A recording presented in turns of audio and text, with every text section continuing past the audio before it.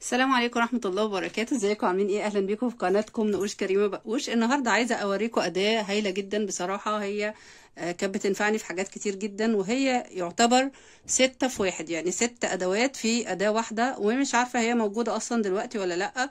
تعالوا نتعرف عليها كده ونشوف. القطر بتاعنا هو قطر وميزان مية وكذا حاجة تانية، فيلا بينا نشوف ايه الاستخدامات بتاعته. طيب، اول حاجة معانا ان هو ده كده سلاح قطر. لو عايزين نستخدمه طبعا هو بيتربط من هنا، بيتقفل كويس من هنا، عايز بس يتلمع شوية. بنستخدمه طبعا كقطر لو عايزين نقطع اي حاجة. ولو عايزة مثلا اقطع اسلاك، في الاسلاك الجزئية دي معمولة علشان لو عايزة احط اي سلك وابدأ انزل عليه كده بقطر واقطعه كده بالشكل ده. عندي كمان الأداة دي ان انا برضو لو عايزة اعمل تعرية لأي سلك بعمل بالجزئية الفاضلة موجودة معايا.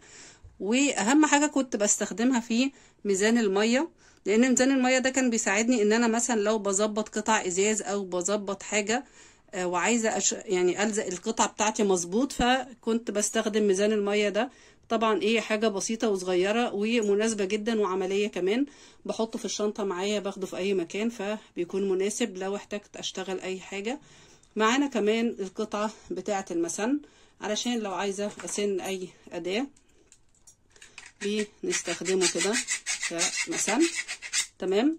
معايا كمان الجزئية دي اللي هي الماظة بتاعة الازاز اللي بيتقطع بيها الازاز، لو عايزة اقطع هنا وهنا الاجزاء اللي بقطم بيها قطعة الازاز. تمام. معايا كمان من الحاجات المهمة اللي فيه اللي هي المنشار.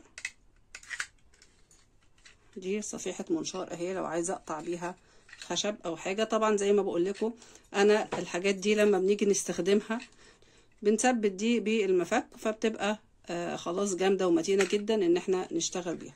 فهي اداة حلوة جدا عملية، ممكن تشيلوها معاكم في اي مكان. بس بصراحة مش عارفة هل هي متوفرة هنا ولا لا، دي ما كانتش موجودة في مصر، ولكن ممكن يكون في حاجة زيها كده بتقضي كذا شغلانة، وحجمها مناسب جدا، وكل الحاجات اللي فيها بتتفتح وتتقفل زي ما احنا شايفين كده بسهولة.